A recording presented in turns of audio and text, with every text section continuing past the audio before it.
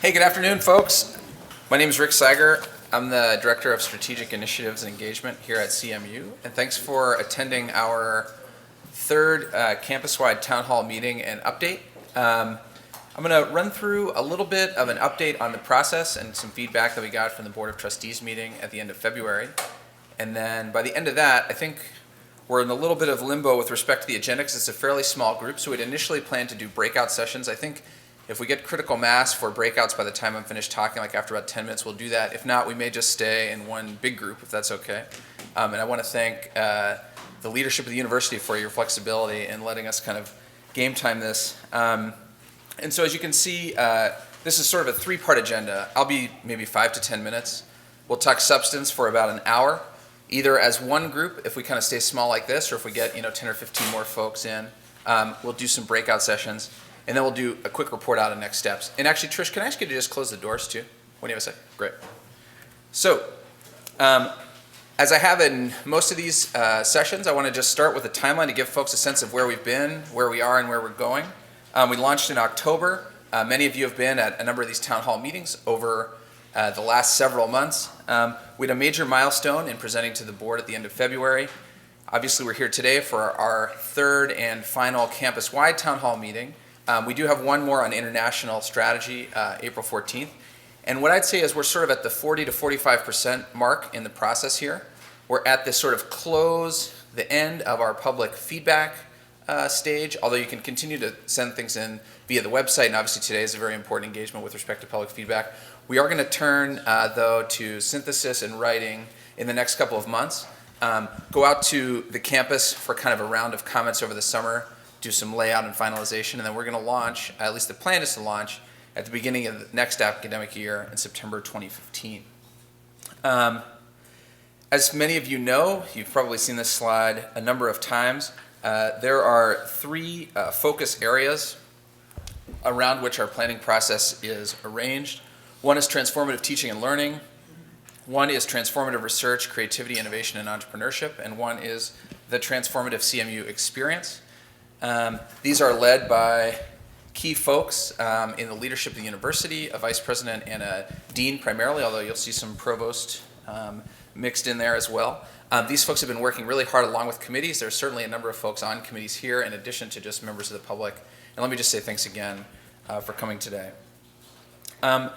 So today, and I think it probably still makes sense, and I'm looking at my colleagues here for like a nod, to just kind of stay as a big group given the size of this session. Does that sound right to people? Yeah. Great. So think of this as sort of like three quick breakout sessions, right? One on Focus Area 1, one on 2, and one on 3. For Focus Area 1, we're going to have Nathan and Richard talking about intellectual risk-taking, interdisciplinary problem-solving, and research. Our second breakout, these are all going to be about 20 minutes, so think of them as like TED Talk style speed breakouts. For Focus Area 2, Farnham Jahanian, Peter Boatwright are going to take us through probably a selection of these goals because of the abbreviated time: reputation, environment, culture, and infrastructure. You'll hear more about that from them. And then for the third kind of mini breakout, we're going to talk about an I-term initiative. Some people call it a J-term. We're going to talk about staff development. This is led by Michael Murphy and Krishnan, but I have a feeling that there will be multiple other presenters here. I know we have folks from Staff Council. We have the Dean of Student Affairs, certainly Gina. So with that, why don't we go ahead and move quickly to the breakouts, because we're now smooshing the time that each presenter gets, but we are enabling everybody to sort of have the benefit of all the arrangements. So thanks again for folks' flexibility. Why don't we start with Nathan and Richard, and we'll go from there.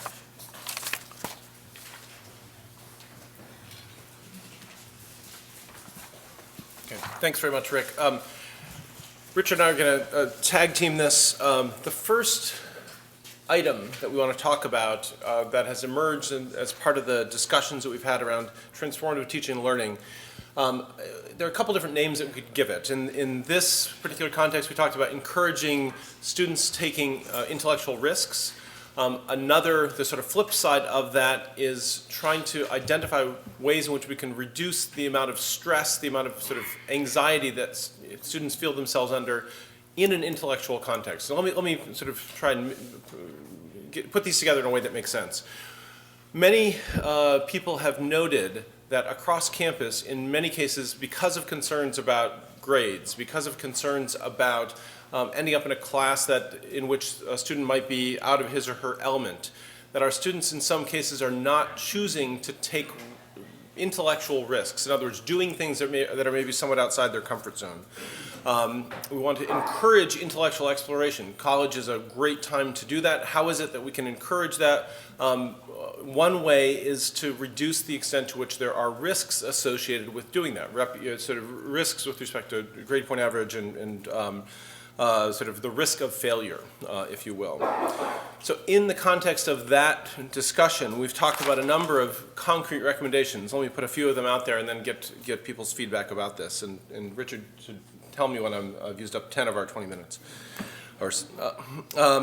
So one idea that has come up is to make some fraction of the student's experience pass-fail instead of graded. There are a number of institutions that do this and to try and encourage exploration, especially at an early stage, say in the freshman year or in the first semester. Another variant of this, or another sort of strategy or tactic that might be used in this regard, is to limit the number of units that students can take in the course of a semester, so that they will be more invested in those units that they are, in those classes that they're taking, rather than trying to do too much in too little a time. Another tactic that's been brought up is to make sure that we as a university have the units of our courses accurately reflect the amount of work that is actually expected in those courses. To avoid the problem where a student signs up for, call it 48 units or something like that, and there's a course that's actually taking, far more time, far more effort than would be expected based on the number of units. And so we as faculty would need to make sure that that was in place. So those are some ideas. There are other ideas for creating opportunities. For example, the J term or I term that's going to be discussed later as an opportunity for students to do something which is outside of the context of the standard graded semester, just again as another example. With that as an intro, I'd be curious to hear people's feedback about this, and given the short brevity of this, feel free to communicate either through the strategic plan webpage or directly to me about these ideas. Thoughts? Manfred, you look like you're going to raise your hand. Sorry? You looked like you were going to raise your hand, no? Oh, I can say something if you like. Sure. I like the idea of sort of reducing the stress and the load on students, and maybe go more to a pass-fail and let them take a little bit more risk. But I think this would work within CMU. But then there's also the issue, students going on to, medical school, graduate schools. And so, for example, I teach an intro class, and at the middle of the semester, the students come and want to know where they stand, and then I tell them, well, if you work hard, you might get a C or a D, and they tell me, well, they cannot afford to have such a grade in their, in their transcript, and so then they drop the class and take it again. I think it's great that, CMU is trying to mediate these issues, so I think this is really, really wonderful. Thoughts? Yeah. So I'm currently a student here, and when I first arrived, I thought that it was very nice that there's a unit system, because I was thinking it would allow for both very harder classes and less time-consuming classes. But in my experience with the graduate and undergraduate classes I've taken, almost every single one is 12 units. There are a very small number of classes that are 9 units, and in the arts programs there are 3-unit classes. But I think it would be very interesting to say, well, what if we did have like more 18-unit classes that were standard classes, or even somewhere in between with the current delineations?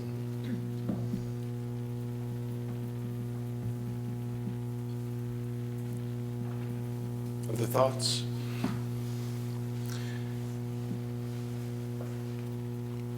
Okay. Richard? Yeah, I was gonna say I'm also a student. There's definitely some classes on campus that are kind of intimidating, like such as like 15, 112, things like that. Like I want to like gain those skills, but without having to take that like a grade hit. So definitely like pushing that pass-fail option would definitely be huge when there's a class that people are trying to learn a skill rather than get the grade for like pass graduation. Other thoughts, especially from students? I know another thing that students do that kind of overload themselves is they take more classes than they're planning on taking, and then they drop some, and then some just never drop it because they've already worked a lot in it.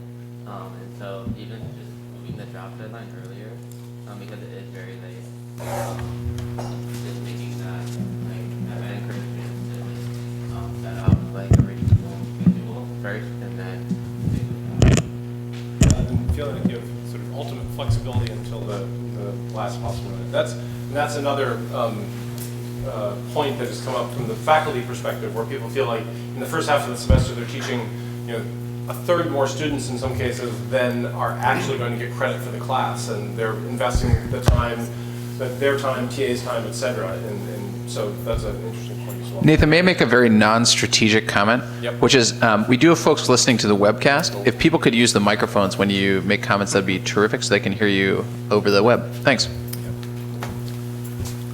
Okay, so the second question that we posed on the slides about our group involves interdisciplinary thinking, experience, facility, etc. So I think the people on our side of the fence and the faculty have almost all benefited in a really, really big way from some interdisciplinary research experience that we do either at CMU or elsewhere. We all have come to value it tremendously. But we also, in looking at the education we provide here at Carnegie Mellon, don't think we necessarily provide, right, something in the education that gets students, right, to have an interdisciplinary experience, right, that's taught explicitly so that they could gain that sort of skill, that perspective, that experience. So we are looking for ways that we can include such a thing in the educational experience we give to all the CMU students. The ideas that have been floated, or some of them, involve getting a topic or a set of topics like privacy or security or sustainability or things like that, and then having freshman seminars or freshman courses or freshman J-term experiences or what have you, right? Give students some kind of an orientation or exposure to that topic early in their college career, and then have them as they go through college, right, accumulate in their own courses, right, experience or disciplinary perspectives that they could then apply to that topic, and then in the senior year or in some other later experience, put students on teams together and have them do interdisciplinary research on the same topic that they were exposed to in their freshman year, right? So that's one of the ideas among several that have been floated, and we'd love to know your thoughts about how we might actually do that, whether you think it's worthwhile, and if we do think it's worthwhile, how we could actually get it to happen in a way that would be exciting and memorable and beneficial.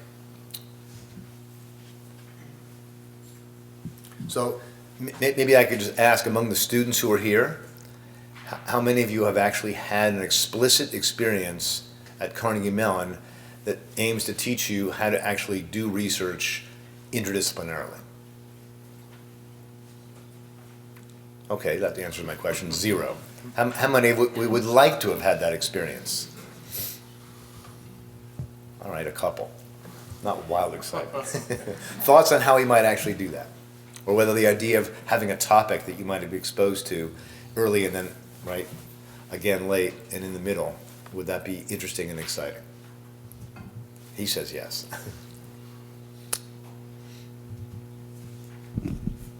Yeah. So one comment that I have, I think this is a great approach. One thing that I would say before I came to Carnegie Mellon as a graduate student, I had an undergraduate background in a school where it was entirely interdisciplinary programs of this kind. And what I would say is that it was really engaging for students, but I would say the aspect of it that was maybe interdisciplinary is oftentimes lost on undergraduate students because we don't understand the stakes of a discipline. Which is not to say it was not a great experience, but I think it oftentimes is very thrilling and can be really exciting as a learning experience for faculty because they're learning different kinds of methodologies, they understand where those kind of stakes are coming from. And for students, it's helpful, I think, to see that kind of intellectual engagement and to have that modeled, which is where a lot of that's really important. But sometimes when we say interdisciplinary engagement, that might be a little tricky for some students because they're not yet experts in a discipline, so they may not understand why the kind of move to another discipline is so novel. Well, that's a really, let me just respond to that. That's a great comment, because the idea of stretching it over the 4 years, right, is in service of, by the time you're a senior, right, you've almost finished a major, and you ought to have some disciplinary depth, right, in that major.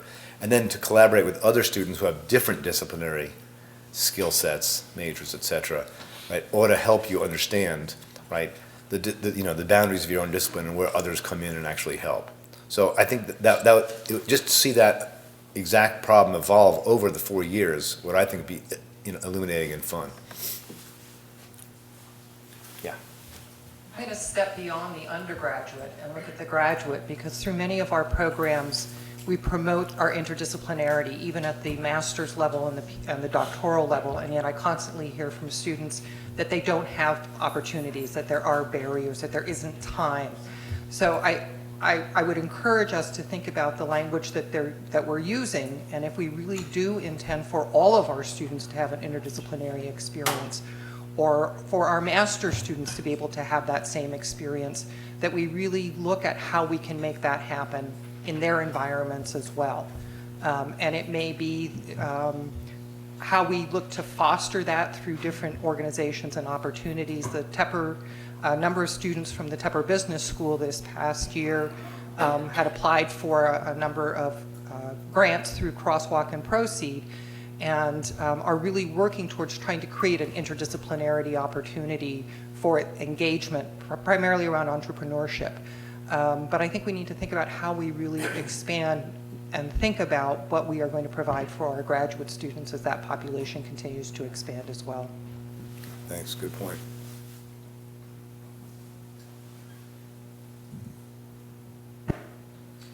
As I've stated at another forum regarding interdisciplinary work here at Carnegie Mellon, I'm a staff who was also an alum.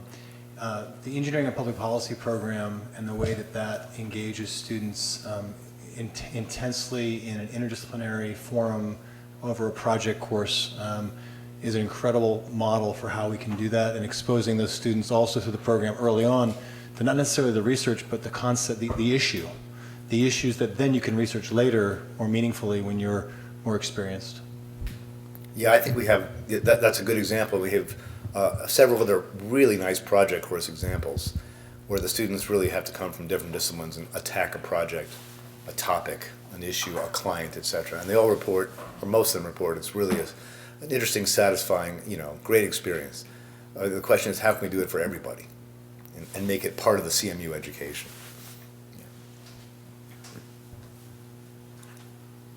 Question, Richard, of students, but maybe anybody in the room.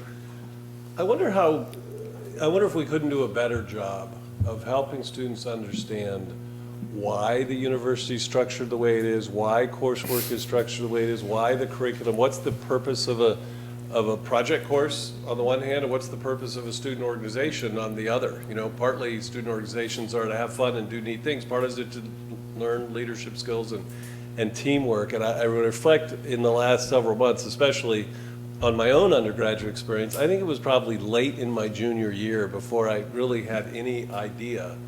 I took calculus because the job was to learn calculus. I had no sense of what its relevance was. And there are many opportunities I didn't take advantage of in college because I didn't see the value of them, because no one explained to me what the heck they were trying to do by creating this rich experience that I partially took advantage of. Is there any merit to that? I mean, do you need a better living user manual for the Carnegie Mellon experience, which would make it easier for you to pick and choose the kinds of things you want to do? Well, you're assuming that if we explain the structure of the university, we understand it. That's correct. Why it is the way it is, right? You're calling this a user guide. Calling this a user guide was exactly what I was thinking of when you were saying it. I mean, the notion that there should be some more explicit explanation of what it is that students might be interested in getting out of different activities or different parts of the university. Is this working? Okay. In my undergraduate experience, I actually did want to have an interdisciplinary experience of some sort. But I think that my priorities, along with most other undergraduates, was to take the classes that were required. And I would look for classes that would fit within my major of ECE that would encompass other programs. But within the curriculum, there's not really that many classes. And I think that, especially with the IDA program, that's sort of promoting at least a minor. So people who are pursuing a minor then can take things that actually count for their degree. I think that more programs like that would definitely increase undergraduate like that. Ina? We'll go with a student, then I'll share some thoughts. Yes. Okay. So coming from a CIT, they have like 8 general education courses that they require you to take, which definitely helps me expand what I'm learning just out of like engineering courses. But I find that list very restrictive. There's some classes that I'd like to take that aren't on that list, and I find that I'm kind of being forced to take maybe a psychology class that I'm not interested in just to gain that requirement. So it almost feels like another engineering class I'm just trying to like cross off my list. And if it was a maybe more flexible list, that if it was just 8 additional courses I could take rather than a restrictive list, that would definitely help with interdisciplinary courses, for sure. Gina? I think building on this idea of requirements, I've heard 2 students reflect on Michael's question about a user's guide to the Carnegie Mellon educational experience and our aspirations for it. And we have been, Amy Burkert and I, in our working group with students, faculty, and staff in looking at the transformative student experience for Focus Area 3, have had a lot of discussions that are building on other conversations happening in the milieu of some students recently went to a presentation by an alumna called Is Busy Better? And this idea of the great arms race that was high school before getting into your undergraduate experience. And I think some graduate students and professional students can talk about this as well, about what it means to be competitive, to be considered by a university like Carnegie Mellon at any level at which you're looking for entry. And this idea of the checkbox mentality or the merit badge mentality, that I must do all of these experiences and do them better than anybody else so that I have that opportunity, that next opportunity. And really losing sight of the reflective opportunity to think about how do these experiences integrate to make me a more educated person, or to make me somebody who can serve my community with the passion that aligns to my interest areas. And what I love about the idea of a user guide experience is it's the entry point that forces an output of reflection. So if we're descriptive about that which we aspire to be able to achieve from each of these experiences, and think of them not as requirements, but as opportunities to achieve something that aligns with my values, my goals, my aspirations, and forces me then to parlay that into some reflective opportunity that isn't about, I've got these requirements and I need to check them off the list. Because I hear a hunger in both of these comments and in the discussions that we've had in our working groups for something greater than the checkbox. And I think this idea helps us potentially bridge to a way to achieve something different. Last comment, then we should give up to the research people. Actually, because of our new format, you can take an extra couple minutes if you want. Okay. So I was going to ask a question actually for the students as to the role of advising in this ability to become more aware of the set of courses, the offerings that are available. Is that a constraint that prevents you from being able to take full advantage of the CMU set of opportunities, or is that not an issue? How do you find out about courses, and interdisciplinary or otherwise? So for me, my story is I started out as an ECE major and then realized I really liked educational technology, and so I kind of switched into more of a human-computer interaction mindset through the 5th-year scholar program. And then I discovered all these human-computer interaction courses that I never knew about that were really, really interesting to me. So I think sometimes like just being in one department, we only know about that department's courses and we don't know as much about the other departments. And so for me, it took stepping into this other department to really realize that like all these courses that were out there. I guess I want to follow up with a question. How many of the students here have come into Carnegie Mellon planning to study A and switch majors? Just curious. How many of you knew what you were going to study when you came here? This is classically that kind of school.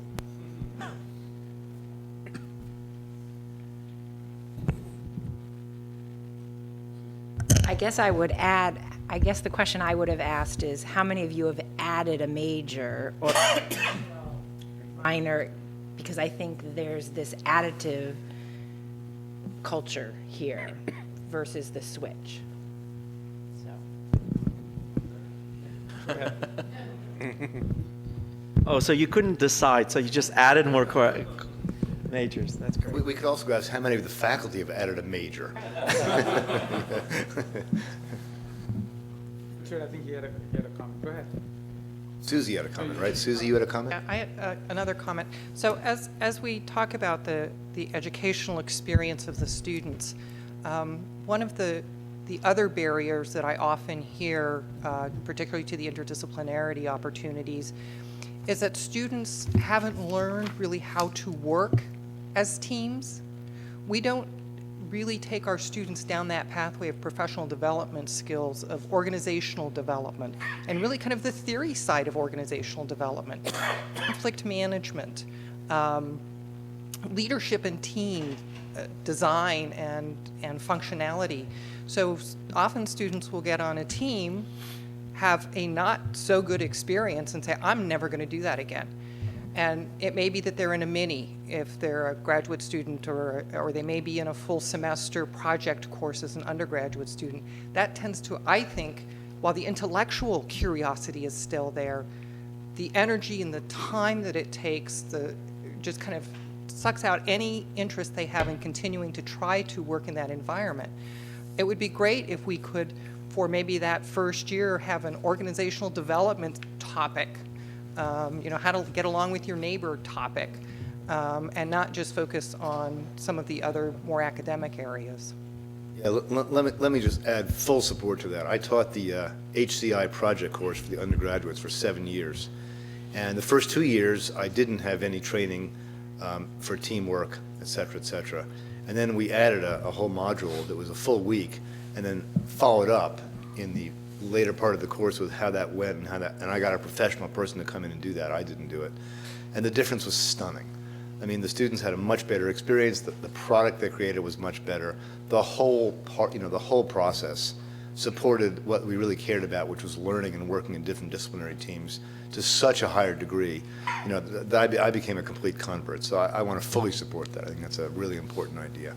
And I'll say that in a lot of our discussions, this idea that there's a lot of value to having students work together in teams, especially sort of interdisciplinary teams, and that doesn't come naturally, or that doesn't necessarily come for free. You can't just sort of assume that it will work, both from the standpoint of helping students know what it is that they need to do to work effectively in these kinds of groups, and also from the standpoint of faculty need some education in terms of what makes for an effective team project. How is it that we as faculty can serve as effective facilitators, conflict resolvers, whatever the role needs to be in those kinds of environments? That's, I think, a theme that has come up many times across these discussions. So, let me just add one more point to that, which cuts over to the diversity cross-cutting theme, which is that when you look at what happens in groups, right, that often gets in the way of success is cross-cultural conflict that's mostly miscommunication, misunderstanding about what other cultural expectations exist, et cetera. So adding to that how to actually work in groups across different cultures, right, is very, very important, and we need to do that too, I think. thanks.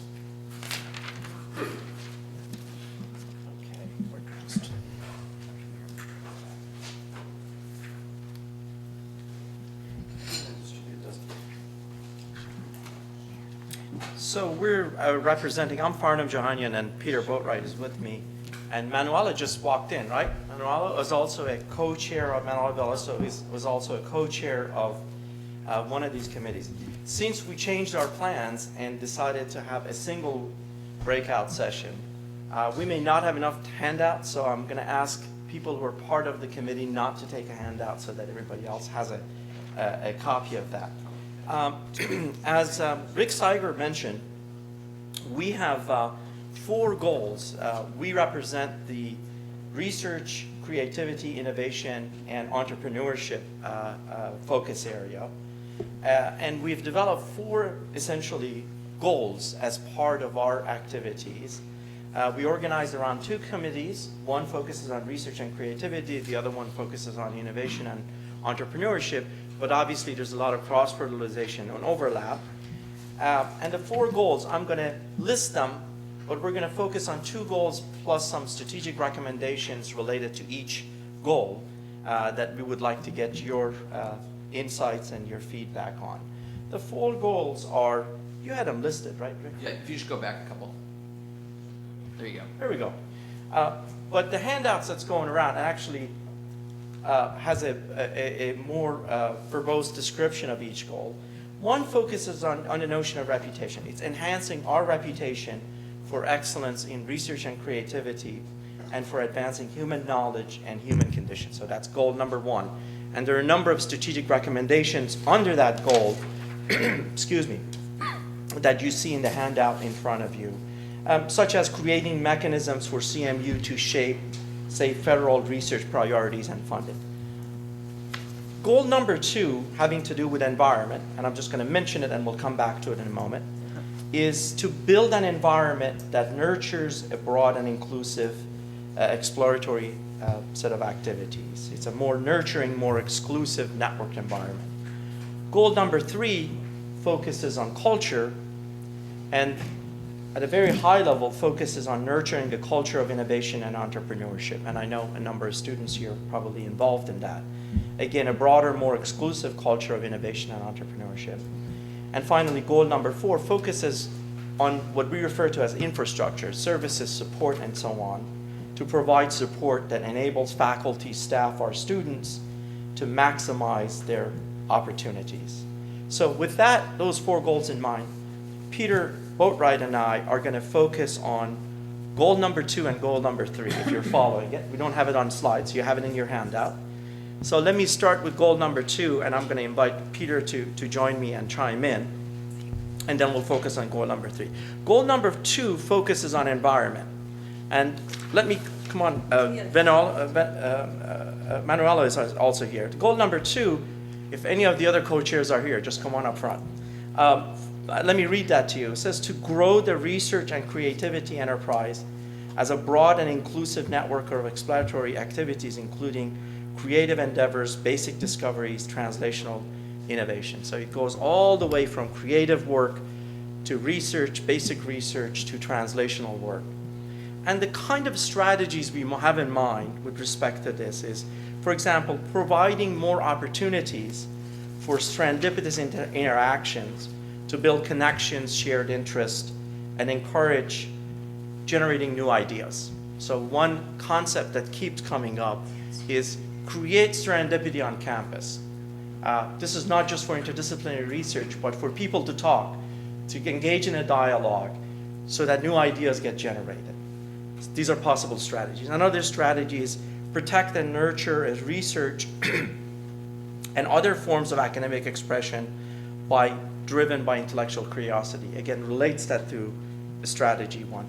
Another one that has come up, and I want to have Manuela chime on it, is the notion of cluster hires. You want to say a few words about that, Manuela? Sure, yeah.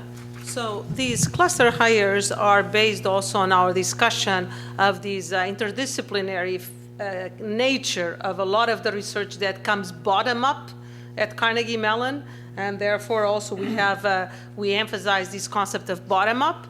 And we would like to be able to find these faculty or these groups of faculty that would serve multiple, eventually, departments and be part of a kind of like a cluster of multiple interests in the university that select hires that may be connections between these multiple interests is kind of we see it kind of quite a pioneering way of looking at hiring in universities, in which probably through the next 10 years there will be more and more of these interdisciplinaries. When you think about Internet of Things, when you think about impact in society, when you think about all projects or research that may involve more than one specific kind of discipline.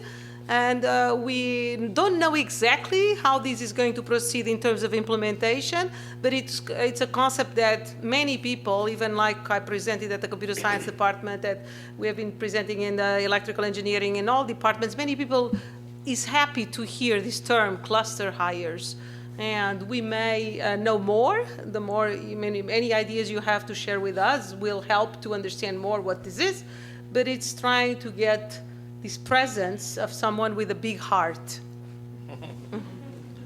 Another related strategy to that is creating mechanism to foster bottom-up collaboration among faculty, students, and so on. We have had it for the faculty in this room and also some of the students that participated in, for example, Surge.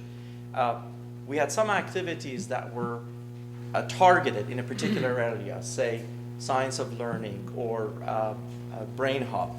But the idea here is create also mechanisms such as there's bottom-up collaboration involving faculty from different departments through seed funding and other types of mechanism. And finally, expanded range of creative work for consideration in promotion and tenure decisions. So think of it that promotion and tenure not only may include your scholarly work, but they're looking at other ways of essentially having impact to be considered as part of promotion tenure. So that's goal number 2. Again, let me repeat this. This is to grow our research and creativity enterprise, make it more inclusive, make it more nurturing.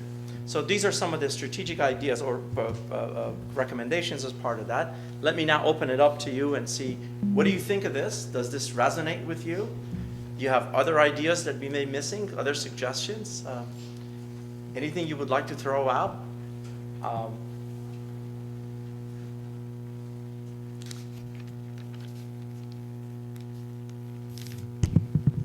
Let me ask a question about the cluster hire idea, which I love because it makes sense if there's topics, right, that are interesting and society needs research on, and the disciplinary expertise that is really required to deal with those topics comes from computer science and biology or some other place. There's lots of examples.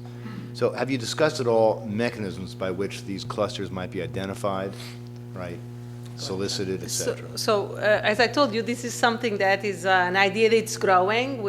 But I think that I didn't explain completely. So also, when we say cluster hires, is like, for example, also maybe their home is CS, their home is College of Drama, but they come all together eventually as a representative of people who are going to talk with each other towards a goal.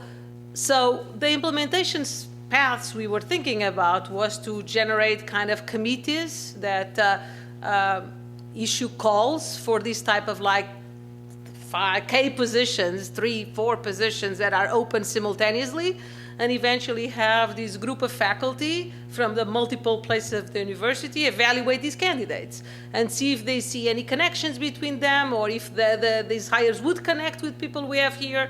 But instead of thinking that they connect with people within a department, they would think, oh, this person would connect with some other person. So it would be through diverse committees. A particular mechanism that I've seen that has been successful in the past is, a number of other universities have experimented with it, is that you make this be very much driven by the department and the faculty. So by that I mean you may have a call out there such that different departments team up to propose a theme. So it's not a theme that's decided from top down, far from it. The theme is essentially, a cluster hire theme is decided by a group of faculty working with their department chairs, and they propose that. So it may involve, for example, math and statistics and biology and computer science in a particular area. In other cases, it may involve drama and architecture and so on. You can use imagination. So the idea would be to have it be bottom up and then it would be in response to a call that would be university-wide, and to Manuela's point, then we would have a committee that evaluates these proposals and hopefully grants these sort of faculty slots to various departments. Then there are all sorts of issues having to do with, well, how do you do the hire? And it's when you hire them, the work is not done. How do you essentially mentor these faculty, provide the support? Because these faculty members potentially will be in different departments and different colleges. What kind of a support and faculty development programs do you put in place to make this group successful? And if it's attached to existing strength in the departments, perhaps that's workable. That's a great question. Yes. Can I follow up on that? I think this is a very, very interesting idea, and this is really, really great. And I'm trying to wrap my head a little bit around it and sort of try to understand how does it differ from, like, founding a center, an interdisciplinary center where faculty from different departments, different disciplines come together and work on on one topic. Is the emphasis in like hiring people or so? Yeah, maybe you could go a little bit. So more I'll take a stab at it, and I invite my colleagues to chime in. The idea here is really to grow an area through hiring. That's exactly it. So in areas that you already have significant core competency, these centers are formed. I think the last I checked, we have 90 centers on this campus. I think one center per faculty. I think that's a model. So, but the idea here is there's potentially an emerging area that you may decide that, imagine, 15 years ago, a group of faculty could have gotten together and said, maybe computational biology is an emerging area. And we could hire a bunch of faculty members who would have their appointment. Imagine we didn't have a computational biology department already. They will have their appointment, say, in statistics, in computer science, and in biology, and that would be proposed as an area. So it's a way of growing an emerging area. Yes? Okay, I would like to comment on this. I think the concept of these clusters, formation of clusters, okay, is great, but actually I don't see that much of this happening. If you look at the mechanics of hires, its decisions are made within the units. And it's next to impossible to, if you are at the periphery of the department overlapping with a couple other departments, it's next to impossible to convince your colleagues to invest in this. And you're simply a small minority, right? And typically what we do is we go for middle of the road hires. And we build these totally isolated empires, which are the departments upon themselves. I know of number of searches going on right now where the entire search committee is within one department. No interactions. So hey, I'm relatively new here. But my response to that is that's exactly why you should have this, to change the culture of the institution to the extent that you can. By the way, other institutions have done this, have done it very successfully. So I think the barrier to this is, first of all, creating resources. So where are these slots created? There has to be institutional commitment, and there has to be commitment from department chairs, deans, the provost, and of course the president, and the faculty that this is something we want to do. And then the rest of it is just implementation. But if there is commitment to it, it's very doable. There are numerous terrific examples that our peers have done and has been successful. And it's not at the expense of hiring expert in disciplinary areas. In fact, the best interdisciplinary research happens when you hire great people who are great in certain disciplinary area, who are willing to work with others. And this institution has a great track record of that. But I appreciate your comment. It's a tough problem, but I think it's... I can give you very specific examples where... Oh, there are lots of examples of cases that it didn't work. Can I ask a question? Are you thinking of situations where there's extra resources on the table that are only available if you identify an area, right, that's a cluster with other departments? These are the hires done within departments. I think what they're suggesting is offering new resources available if you identify a cluster that makes sense. Let's see how this would move things in the right direction. There was nothing in principle that prevented us from doing this for the last 20 years. Oh, yeah.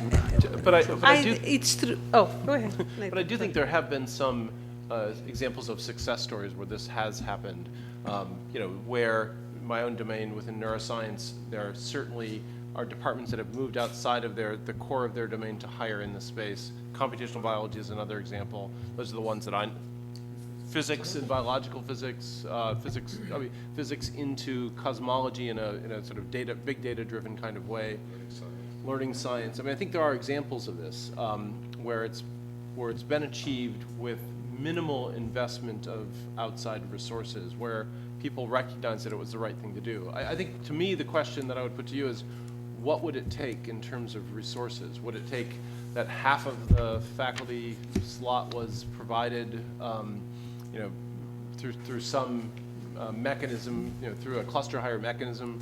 Would it require that some of the startup would come through this mechanism? I think that's the question that I would pose. What would it take to overcome some of these barriers to doing it? Just one final thought. I think that somehow, I'd like to answer or to brainstorm about the answer, why didn't we do it in the last 20 years?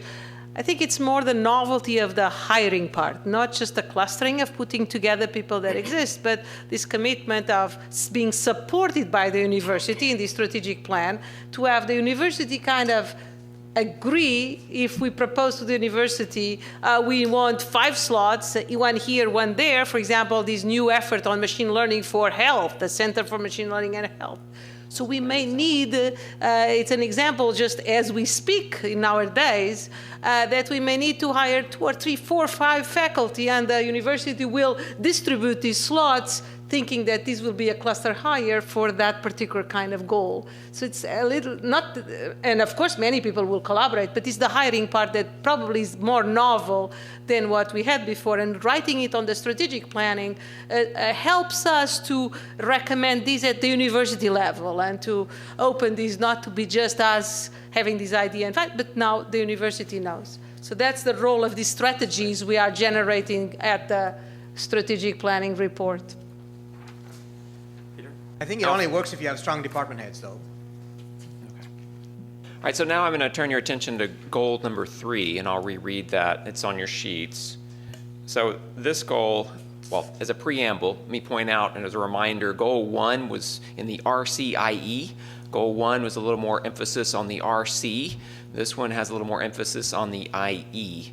But then to read it, this goal is to make CMU the academic destination for faculty, staff, and students seeking a culture of innovation and entrepreneurship and opportunities to learn, conceive, collaborate, launch, and lead in new endeavors.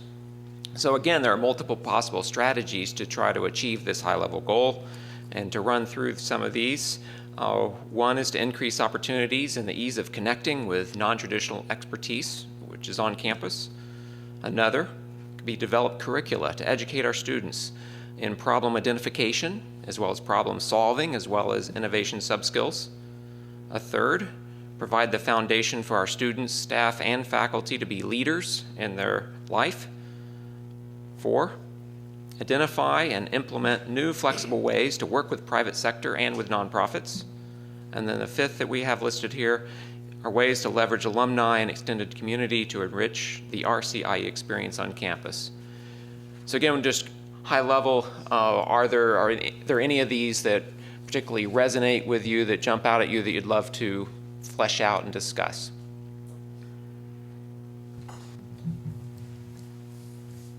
I can kick it off with a question. So, largely due to, or in some large part due to CMU's prominence in this domain, Pittsburgh is actually sort of, in the region, has started to develop, an ecosystem of kind of startups, et cetera. Have you given thought to sort of how these pieces plug in to sort of regional economic development or other kind of parts of Pittsburgh that are working in this domain, or is that something that you've looked at during your deliberations? Certainly. So as far as local economic development, that's been, we've discussed that quite a bit. Part of it is, looking back, there has been a lot of success in the universities, in particular CMU's role in the local economic development. Building on that and growing that success and continuing that is one of the important parts of what this could achieve. partly also recognizing that we could do more than just local economic development. There's a much bigger picture. Let's think about CMU around the globe, Rwanda, elsewhere. There's opportunity to expand on the model as well. But there's a huge emphasis in thinking about the success that we've already had as a university locally and continuing to build on that, yes. And back. Can you talk a little bit more about the third bullet point? You talk a little bit more about the third bullet point that touches on leadership and also, I think, kind of how our work, university life spills over into the rest of our lives. And can you just speak a little bit to how that bullet connects to the research space and how you guys thought about that? Okay, so starting with the leadership notion, we certainly equip our students and ourselves with lots of ideas. We'd love these to get implemented. CMU is known for this whole think plus do domain, the whole span, like it was touched on in goal number 2. And so giving people the skills to go implement, think through how to organize, structure, affect change, network, communicate, all the aspects that would need to go into what we're calling leadership, but this is we'll say, getting things done notion of that. Did that, go ahead. But I also think that it connects to what we were discussing before about educating people to work in teams. So a lot of like the team working requires people to understand the role of leaders in terms of listening, but in terms of giving direction, in terms of organization. So I think that this is very much in connection with our concept of engaging students in teams and making them be leaders. Okay, so it goes hand in hand. So we might hear from our students for a moment. What kinds of activities, courses, resources might you desire in this area of innovation and entrepreneurship? Yes. So I actually took an entrepreneurship for computer scientists course, and I would just like to say that I thought that it was a fantastic experience. My professor brought in people from the local startup community, actually, and I know a number of people who ended up talking with those startups to get potential internship possibilities, or at least connecting with that. It was a project course. Obviously, we were working in teams to speak back to the first presenter and teamwork. And in my experience, I've had a fantastic time with the entrepreneurship culture on campus. And I'm very happy with it. Who was your professor? My professor was Bill Courtwright. Other thoughts from students?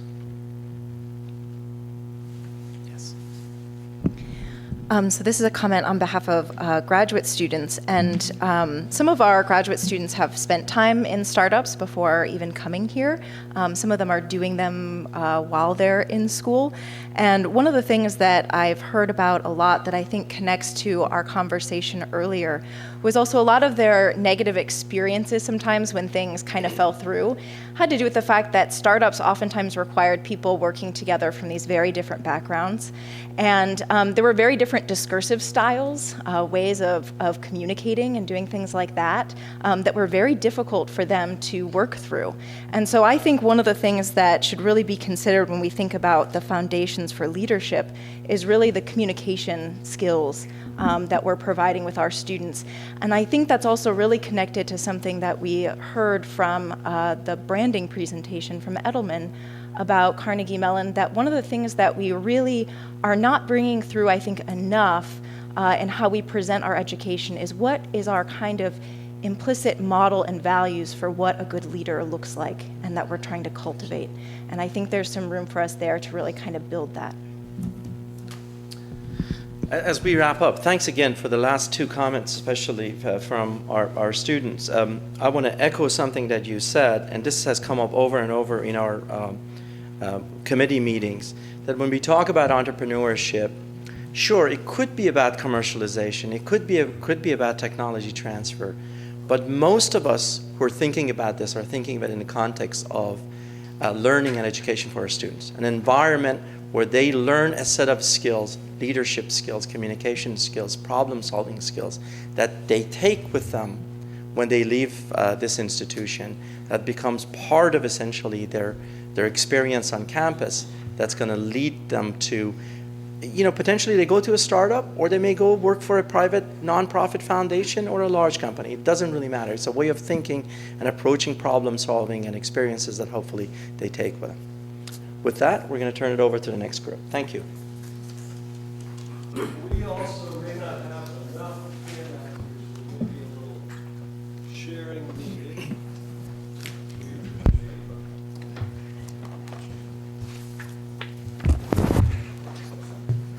So for those, as you do look at your handouts, we're not going to linger on them, but we're glad to be able to hand out the full document. What this gives you a little bit of feel for is the context that we've laid in putting the group together, the external and internal environment that we think frames in many ways what we're doing on the campus, and many universities are doing, in fact, in terms of the external environment, or dealing with. But we're going to focus for just a few minutes on pages 9, 10, 11, and 12. These are the 4 buckets which you've heard about before, which are the key areas that we began this discussion. And one of the things that is really nice, we're going to turn our discussion to 2 very specific areas, but I think in many ways the conceptualization of this and the transformative CMU experience is best served not by thinking about what do we want Carnegie Mellon to be, what kind of institution do we want to have. I think we dispense with that in the initial stages and say, what kind of lives do we want to lead? And as the great talent that so many of you that all of you represent in the world, what is it that we need to have that makes this environment ultimately special for people of extraordinary talent and extraordinary ambition? So as we look at these 4 pillars in terms of personal development, professional development, artistic and intellectual development, and then this 4th thing, which very much fits with several of the comments that came up before, including Peter's good summary to Lisa's good question, which is, however that plays out, it plays out in groups, it plays out with other human beings, it plays out in organizations, and by virtue of our artistic and intellectual talents and our personal caring and our professional skills, we have the ability not to be full of ourselves. We have the ability and maybe the obligation to take a special role in the organizations that we have, whether it's our families, our neighborhoods, our professional associations, our houses of worship, our athletic teams, our organizations, our governments, the world. So it really is, I think, important for us to think of that as the framing consideration and to recognize that what we inherit at this place is enormous, enormous talent already, right? We're not starting from scratch. What we've thought about deeply is the need to affirm facets of each of those 4 areas that are essential to the human experience. And they're, in that way, is not all that aspirational, right? I mean, you need to talk about fundamental issues like integrity and concern for the welfare of others and personal health and well-being. But in an extraordinary community with extraordinary people, there are opportunities to go beyond, to think in really deep ways about how this place can address those issues. Those 4 areas have a lot of overlap. So to some degree, you break them up. Think of a Venn diagram with no intersections and go deep dive personal and go deep dive professional and go deep dive artistic and intellectual. One of the really interesting issues in artistic and intellectual is, while we have many, many disciplines and lots of varying talents here, as we've talked about many times, sometimes there isn't the opportunity, or if there is the opportunity, it's not always embraced to take advantage of other disciplines, whether it's in research or in our education or whatnot. But think of those 4 areas, and then most importantly, once you've sort of deep dived on them with blinders on a little bit, start to push them together and to see the overlaps. I mean, I would say in my life, some of the most influential leaders I've known in a professional sense pretty much appeared to have their act together and be pretty happy people too, because they had a sense of caring and well for others. And most of the people I know have been terrific parents, have been super organized taskmasters when they needed to be, because that's how you raise your family if you're ever going to be able to manage the difficulty of all the many, many time constraints. So So we're in the process now of beginning to push this together. And one of the great things has been the overlap within the groups, right? So we're even in thinking about the topics for this meeting, where we had a topic we want to do, and Pillar 1 said, well, we want to do that too, right? Because it's relevant to both groups. Some of the things that were mentioned in the research group, leadership development. One might think of leadership development as being a Pillar 3 issue, but as Peter explained, it's fundamentally an issue in Pillar 2. So that's been really nice. I'd urge you to read the document. I know so many of you have been involved throughout, and it really has been influential. I'd urge you to share. Feel free to send to me, to Krishnan, my able co-chair, from whom all the great intellectual ideas in this document flow. And we'd appreciate feedback on it as we sort of begin to tighten it up. Also recognize it's not done, right? Remember where we are in the process. We're, maybe at the 50% point or something here. But please, if there's something that's missing, don't hesitate and don't conclude it isn't there. Maybe it's inadequately expressed, or maybe it's something that we have need to put in a way that we haven't done so far. For today's discussion, we didn't want to do high level. We wanted to deep dive on a couple of things, and there's two things in particular. I guess I can get to it here.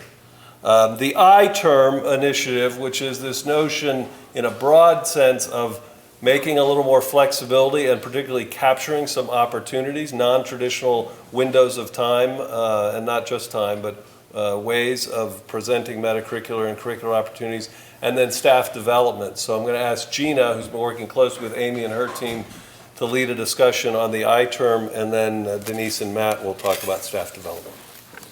Thank you. Great, thank you so much, Michael. So I'm a little self-conscious because I am going to be channeling my good colleague Amy Burkert, who could not be with us somewhat unexpectedly. She has done quite a lot of work over the last number of months thinking about an approach that ultimately has had some really nice alignment with the discussions that we have been having in our working groups, and as Michael referenced, have had great intersectionality with one of the other focus areas, in particular Focus Area 1. So let me just share, Denise and Matt are passing out some handouts that summarize some of the discussions that we've had with students and what we have heard from students and faculty and staff who have served on the 3 working groups that Amy and I are leading as a subset of Focus Area 3 that converge to tell us this idea that Amy has been doing some good research around and some wonderful thinking to imagine what this could look like at Carnegie Mellon that is the I term, the innovation term. So what are some of the things we've been hearing? What are the themes that we've been hearing as we have been in our working groups fleshing through these 4 developmental domains that Michael just talked about? We have heard loud and clear, and it's resonant with the conversation we've had today, that students are very eager for true interdisciplinary opportunities. We went to the Graduate Student Assembly. It was the very first thing that was discussed, and it was in every discipline we heard about this from GSA reps, that they are hungry for these opportunities. Susie talked about the Carnegie Mellon Idea Space Initiative that was a crosswalk-funded experience that was all about interdisciplinarity in an entrepreneurship context, and it was wildly successful. We are hearing from students that they want to be able to take intellectual risks in and out of the classroom, but also recognize the constraints of what the double majors and the 2 minors and very busy full academic and metacurricular lives, what that means by way of making it difficult to take those risks in a very rigid structure of the ways that our students are experiencing their education here. Professional development is a cross-cutting theme that we'll hear more from Denise and Matt about and hope to hear from you about, but there is an appetite for more experiences and opportunities to professionally develop all of our community members. We're hearing from alumni that they are interested and willing to re-engage with their alma mater, not only as lifelong learners, but as educators, to come back and interact with our community members. We know that faculty are interested in testing new approaches. Technology-enhanced learning is a really good example of this. It can be challenging to be driving the boat and trying to innovate while you've got to steer the ship and make sure that you can still maintain the work that you're doing in the classroom with students that are here with you right now today and in the full course loads that our faculty are engaging. And ultimately, we've heard through these town hall meetings, and it's been in our conversations with the working groups as well, that we all are really yearning for greater intercultural competency for ourselves, and our students are expressing this, that we look around and look at the diversity that's here in our community. We all aspire to have greater diversity in this community, but the diversity we have is a special diversity and one that we want to leverage more greatly. So a possible approach, the I term, the innovation term. So you have in your slides a description of what this could be, and we'd like to get some thoughts from all of you about how this resonates as an opportunity to take a week or two in between semesters where students and faculty and alumni and staff can engage in exploratory learning. So it builds on the success of current programs we have, like the Odyssey program, which is for sophomore undergraduate students, the Summit program, which is a traditional J term, not very traditional, but a 3-day version of a January term, where students explore new skills and learning areas that they have an interest in. It gives us an opportunity to look at either credit or certificate or absolutely no credit-bearing experiences, but just pure enjoyment and intellectual and creative exploration. We can engage our faculty, our staff, our students, our alumni, and it helps us think about what we could scale in this innovation space or this transformative space from experimental pilot programs into something that is more sustaining in all that we do in the experience at Carnegie Mellon. So on one of the slides, you'll see some potential I-term applications. So examples of courses one could teach, one could be involved in various opportunities for how we could deliver on interesting content that meets the needs of our community members and their intellectual curiosities, their creative curiosities. So I won't go through those, but hopefully that if you look at them, they'll give you a quick impression of some of the ideas that we have, and many more can come from our community if this is something that we adopt as a new way of innovating how we deliver on the overall educational and metacurricular experience at Carnegie Mellon. So I'm interested in quick reactions or thoughts to this construct. Obviously, we'd be looking at the overall calendar. How do we fit this in? There are lots of things to think about from a tactics level, but I'd like to stay a little bit strategic to get people's thoughts about this as an opportunity to meet many of these goals that we have been discussing throughout all of the conversations across the strategic planning process to date. Yes, Lisa. And if you can introduce yourself, Lisa Krieg. You don't have to press the button. Yeah, so I'm, this idea of exchanges between our global programs and locations. Yes. It's great that it's on here. We were just talking about that in enrollment services today, about the need to create this type of opportunity for our staff who support all the different locations and all over the country and the world. And so I'm delighted to see this here, and it's really fun to also think about how we as staff members can engage in this type of opportunity in support of students and student services. Terrific. Thank you, Lisa. Eric, I think you had a comment. You can introduce yourself. So I'm Eric. I'm a senior undergraduate, and I think this would be great because it's not often that that students are at Carnegie Mellon without a lot of work, without a lot of busyness happening. And I think the times when we do, notably orientation and Summit and Odyssey and just before graduation, those are kind of the 3 times when we do have, where we don't have work hanging over our heads. And I think something like this could allow just that metaphorical, open thinking and having the free time to think together and be with other students without without thinking about grades or organizations and things like that. It's Eric. Yes, Linda. Linda Gentile, Office of International Education.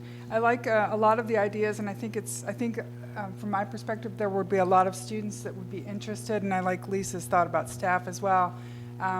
As if this is something that's developed and rolled out, I would encourage thinking about how to make it financially viable for people from all socioeconomic levels, because I think we do have students who do short-term study abroad programs or over the break, and one thing that keeps coming up in our office is how can they fund those opportunities. So to make it viable for people, that would need to be something to be considered. That's a really important point. Thank you so much, Linda.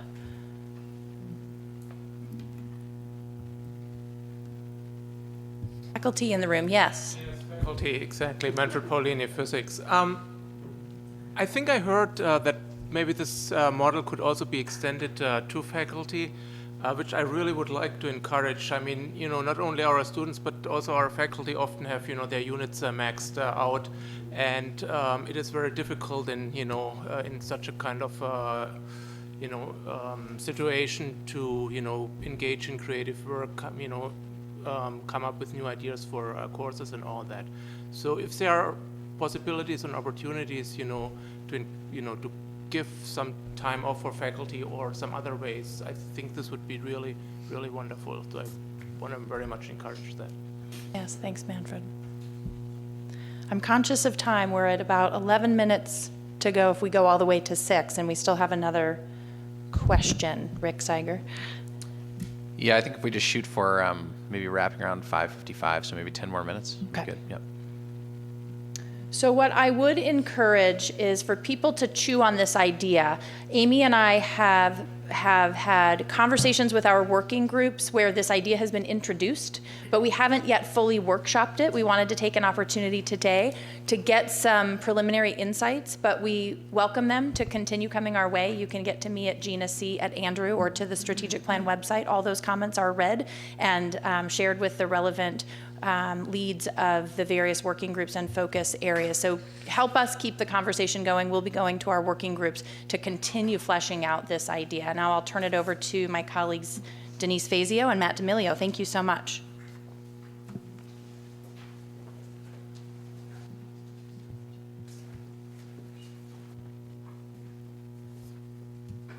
How's everybody? The best part of being the last group in the room is that everybody knows we're the last group in the room. So what we'll try to do is we're going to try to go through this, but one of the things that has been interesting with regard to just sitting here today is if we take a look, if you go back to some of the slides that other people have done, if you take a look of the slides that Farnham presented, if you look in the 2 goals that he had, in 3 of those bullet points, professional development is included. So when you start to look at the professional development part with regard to the strategic plan, what you come to the realization is it cuts across all the pillars and is really an essential part, especially for staff. So what you have is when we were asked to put together what we thought from this point in time with the staff working group, how far we've gotten, we believe that these 3 items represent probably the 3 biggest items with regard to professional development, and that's professional growth for staff, compensation, and advancement. We heard a little bit earlier today, we heard a little bit about how cluster hiring with regard to faculty, and we heard about how we want to engage in students and get good students, and we got to get great faculty. But I would say to you that one of the other items here that helps all of that work is that if staff can be recruited at the same level, that you need to recruit staff, at least from the staff point, okay? You need to recruit staff at a great level. So that's why those are there. So what are we looking at for professional growth? What we've discovered, just so you know, is during the process now, what we've discovered is, and we've had several items. So we've had the staff council town hall meeting. We had several items before that. We've gotten input from a lot of people. And in fact, before you leave today, we're going to ask for input from you additionally to write down and give to us. But what we've noticed is that there are 2 things that staff are concerned about. Number 1 is, where are they going? What's their advancement? What's their career path? What's their ladder? You could be a staff member here for 20 years. There's probably staff here for 20 years. And maybe you have peaked out at where you can be here. But the question is that acceptable to staff? Can staff further advance themselves? Is there a methodology of advancement, professional growth with regard to staff, so that the institution of itself can continue to grow Because what you're talking about when you start to talk about the integration of both the research arm and the teaching arm, the bottom line is, from my viewpoint as staff, is that you're also asking for that additional infrastructure and support from staff to support that. So the current staff as it's constituted, okay, we always like to say that we work 3 or 4 jobs at the same time, just like everybody else here. It's a culture at Carnegie Mellon that you do a lot, but the professional growth part of it is crucial so that staff can continue to do the job to support the new ideas.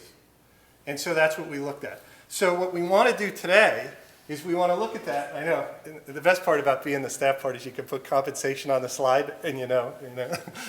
But you want to look at that. You want to be able to say, okay, what is it that you see? What is it that people see for staff that staff lacks or what staff wants to do? Or for staff, one of the issues that has come about most recently with regard to development is when do you do staff development? When can you get the release time from your supervisor to go do development? Where are the things capable for you to do? Those are all issues. So that's what we're looking for today. We're looking for how does staff reach that professional growth and advancement? What ideas do you believe are out there that we can do that with, that we can use?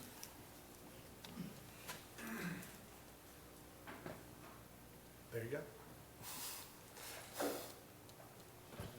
So I'll kick it off for the sake of getting the conversation going. So Matt, you and I have talked a little bit about performance plans for staff. So in many corporations or governments and things like that, right? There's like a very sort of regular and can be rigorous kind of performance plan, basically measurement system of staff. And I know here there may be in some cases and not in other cases. Is this something you've looked at, or has the group looked at that as something, as a possible tool to address some of these issues? That issue, Rick, right. The idea that there is staff has a sort of a continuous feedback from supervisors and from the people that do that. That is applied differently across all areas, just like everything else here. Everybody does it differently. Some people do it less than others, and so a lot of times staff don't get adequate feedback with regard to where they're going, or they're not encouraged. In fact, there's some parts that people have talked to us about not being encouraged to actually advance themselves, what we would consider advancement. Yes. Okay, I'm a staff and I'm an alumni too, but I like this model that Michael Murphy has with his directors, where he brings in information that's going on around campus to all of his direct reports, and they feel, I envy that. I would love to be more connected with the rest of the university. So the way you can be advanced as a staff member is to know the business. And then if you know the business, if you know what we're doing, then compensation comes, I guess. But I'm just saying I would love to see that kind of interaction amongst some of your other people at the university. If you go back to the original, if you go back to teaching and you start to talk about the interdisciplinary crossover, what you find with staff, and it's been brought up, is that staff finds that one of the things that happens is we are all siloed in our departments, whether it's our academic departments or our administrative departments, and we never get to share views. One of the great parts about this entire process has been that staff have been able to meet with each other, share views, and do them. So that's been a big concern of ours as to how that can happen. And again, it's a time issue, how we can get that time set on the schedule so that staff interact with regard to those matters. Yes. Yes. Susie Lorch McIntyre. I know to get faculty in a room, you have to feed them lunch or breakfast. The challenge for me is when we try to do professional development. I think that's true for everyone, including students. True. When we try to provide professional development opportunities for staff, what I most often hear is, can we do it during lunch because that's the only time I can get away? And until we change that mindset and that culture to where we really show how we value professional development of our staff, to say we have a professional development the first Friday of every month from 1 to 3. There are opportunities for professional development, and we encourage you to participate in all of the supervisors really push that encouragement. I don't think we're going to be in a place in which our staff are going to feel like their professional growth is valued by the institution. I think you're right that we do need to change the culture and the climate about release time, and that is something that we're hearing. I think what Madeline said about Michael's group is definitely an empowered group. They have the information that they can then disseminate to their groups. Not everybody has that. So by working with different departments and colleges to try to get them to understand why it's so important to let their staff go out on campus and meet and hear what's going on, then bring that knowledge back. We really need to do some work there about getting people out. Yes. Question. One of the trends that you can see in employment is that the numbers of faculty at CMU in the last decade more or less stayed constant, while the numbers of staff increased by about over 60%. Where's this trend coming from, and is this going to continue? Well, in the last trend that I saw with regard to staff was we lost almost 400 staff between last year and this year. So I haven't seen this trend that you're talking about with regard to that increase. So we lost about 400 staff over the course of the last year because the only reason I know that is because as the vice chair of staff council, I also run the elections. And so I know that last cycle, last spring, there were 400 more staff members here than there are today.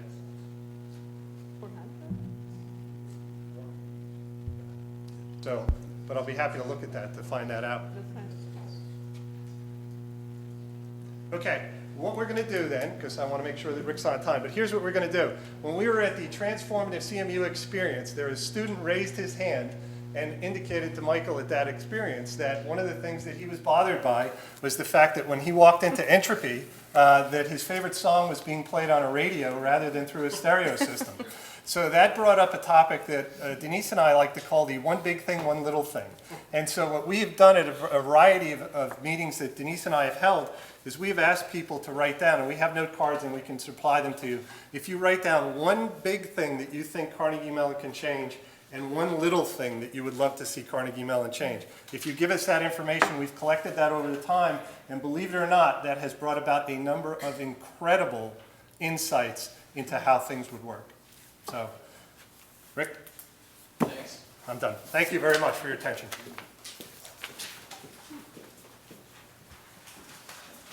All right.